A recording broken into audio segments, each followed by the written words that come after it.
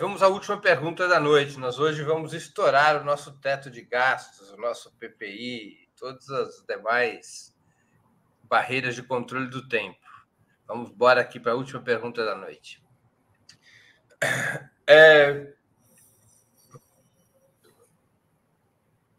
Tive um pequeno probleminha técnico. O escândalo das joias, dessas joias presenteadas pela Arábia Saudita, vai chegando cada vez mais próximo de Jair Bolsonaro.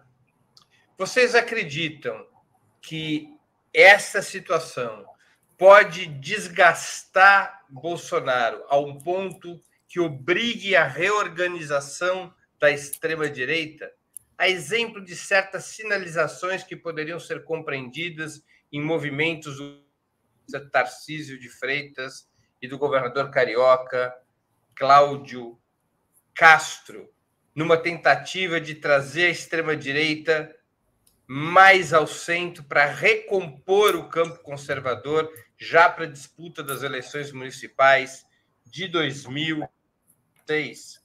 Com a palavra, Juliane Furno.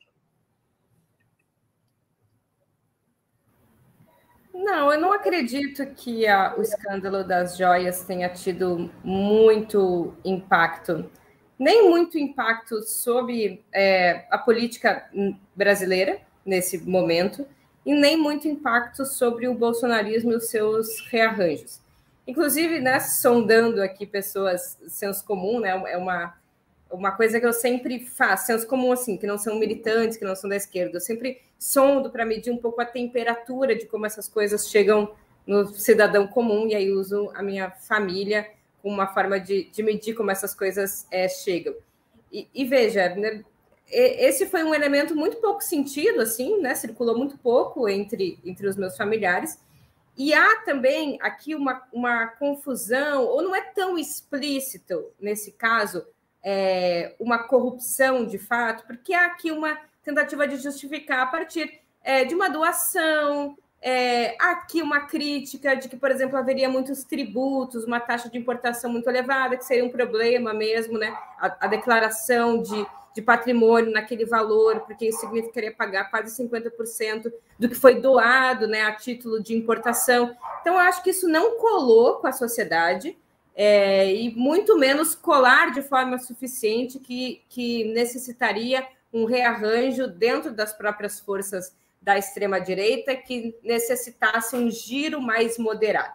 Agora, que a extrema-direita perdeu força e vai precisar se rearranjar politicamente, independentemente desse fato, eu acho que é um elemento um pouco mais consolidado, porque ela perdeu, né, perdeu o governo, perdeu, portanto, possibilidade de haver um canal de interlocução direta com o Centrão e perdeu um pouco a possibilidade, inclusive ideológica, de seguir sendo vanguarda ou propagando pautas que têm uma capacidade menor de adesão, por exemplo. Hoje você não vê mais uma direita, salvo muitas raras exceções, que seja comprometida, né, com a antivacina, por exemplo. Eu estive recentemente em Minas Gerais e na Câmara dos Vereadores de Minas Gerais apenas um vereador continuou, né, numa moção tentando criar CPI, fazer um escândalo ali para que houvesse audiências em torno da vacinação infantil, enquanto outros vereadores, que foram sempre base de sustentação do bolsonarismo, hoje já se sentem constrangidos de encampar numa luta que não tem mais que não existe mais os mecanismos ideológicos que existiam no governo para dar sustentação a esses grupos. Então, eu acho que vai haver necessariamente, né, um caminho de caráter mais moderado, embora sob um jogo de equilíbrio bastante instável. Porque, por um lado, a moderação é importante para angariar mais forças, por outro lado, a polarização é muito importante para a manutenção de uma fidelidade com um grupo de opinião que foi fundamental para levar o Bolsonaro a, por exemplo, quase ganhar as eleições. Então, eu acho que vai haver uma linha muito tênue entre, por um lado, moderar, mas não uma moderação à la Tarcísio, à la PSDB, à la, né, uma manutenção de um candidato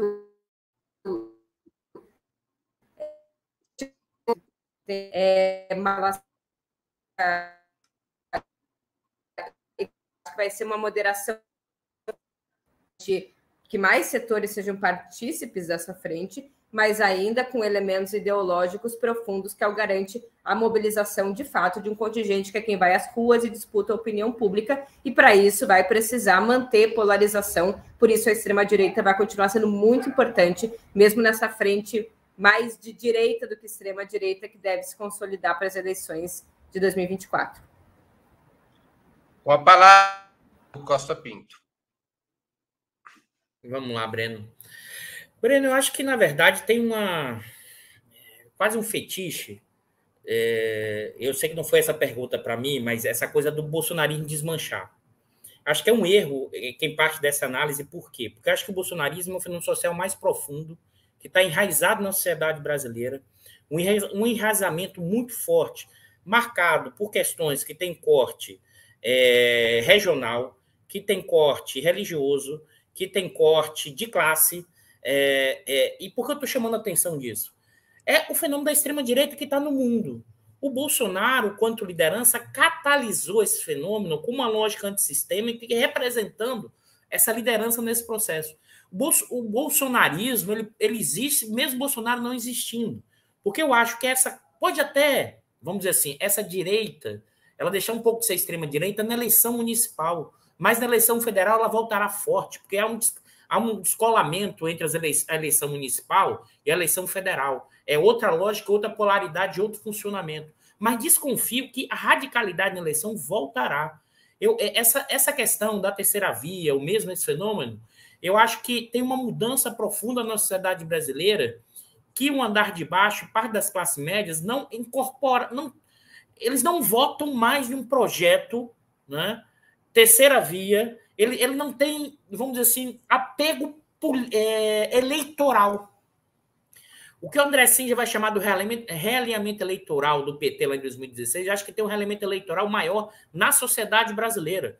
Tem é mais do que só uma polarização, mas é uma conexão com o Lula e o PT e uma conexão com a extrema-direita. Esse embate permanecerá, me parece, por um longo período, e isso afetará constantemente a questão eleitoral.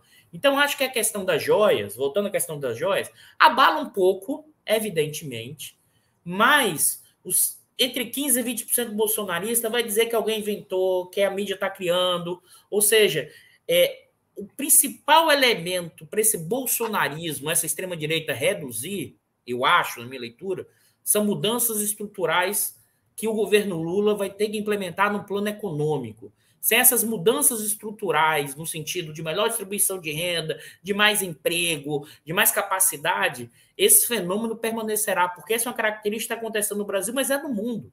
A dificuldade de você propor mudança, e aí que eu estou falando estrutural novamente, é no campo da distribuição de renda, e um pouquinho da propriedade, não muito, mas da distribuição de renda.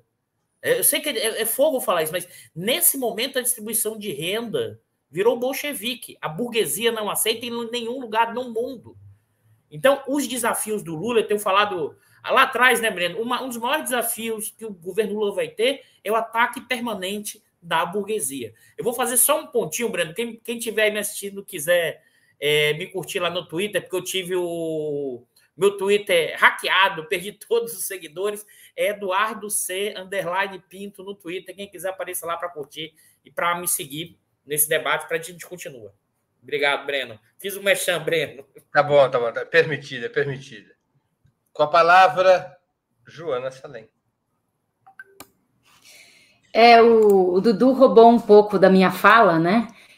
Porque eu dialogo muito com os meus alunos de História do Brasil sobre esse assunto, e a expressão que eu uso para eles é que o bolsonarismo é uma expressão conjuntural de um fenômeno histórico estrutural que é muito além, é muito mais profundo do que ele mesmo, que é o fenômeno do autoritarismo, do conservadorismo, da misoginia, de uma masculinidade violenta, da delinquência, do crime organizado e de uma série de outros problemas estruturais que a gente vive na nossa sociedade que a Marilena Chaui caracteriza como uma sociedade autoritária, né?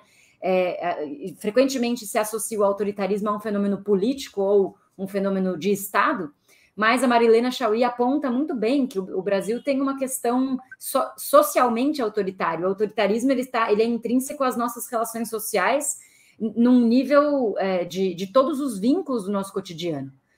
E essas características da violência da extrema-direita brasileira, que é a nossa herança da escravidão máxima, né? Ela se organiza nessa conjuntura a partir do bolsonarismo. Então, eu acredito que o bolsonarismo não é um fenômeno que vai derreter, nem agora, muito menos por causa disso, nem com o 8 de janeiro, né? E pode ser até que o bolsonarismo, com essa característica de clã familiar, da ideia do mito e etc., seja substituído por outro, né? Seja substituído por outro líder de extrema-direita que cumpre esse papel de representar o sentimento escravocrata, o sentimento autoritário, o sentimento misógino, homofóbico, e todas essas características terríveis do fascismo, né, o fascismo brasileiro, né? E, além disso, eu concordo com o Safatli, quando ele diz que a direita aprendeu, nesse último período, a fazer a luta molecular, né? A fazer esse fenômeno social de uma ideologia se disseminar não só pelos meios políticos convencionais ou pelo debate público. Então, o bolsonarismo está latente. Esse fenômeno, esse escândalo das joias, que é um escândalo, que é um crime, potencialmente, né? É algo injustificável e é absurdo, mas o bolsonarismo redefiniu a definição de escândalo, né? Foi atualizado o que a gente chama de escândalo no bolsonarismo. Então, esse é mais um. O Bolsonaro ele foi alvo de um processo judicial a cada semana no governo dele. Então, é uma enxurrada de processos judiciais contra ele, e esse acaba entrando meio que no pacote, e nesse alarde da imprensa que na semana que vem todo mundo já esqueceu, né? E passa para o próximo tópico do momento.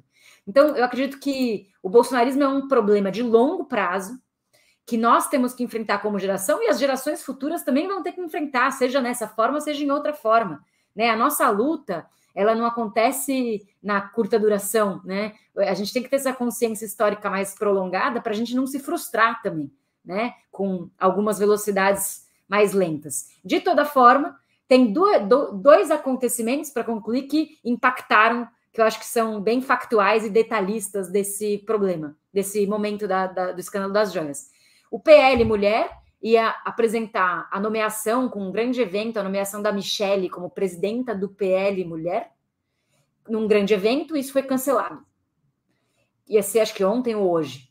E o Bolsonaro volta ou não volta? O Flávio Bolsonaro falou que ele ia voltar no dia 15 de março, aí desfez o Twitter, disse que, na verdade, não sabe. Então, dois detalhes, mas que têm algum peso no imediatismo da política, para que eles não, como eles estão agora atacados nos holofotes, eles acabaram recuando, eu acho, por causa disso. Mas fora isso, o problema é muito mais embaixo.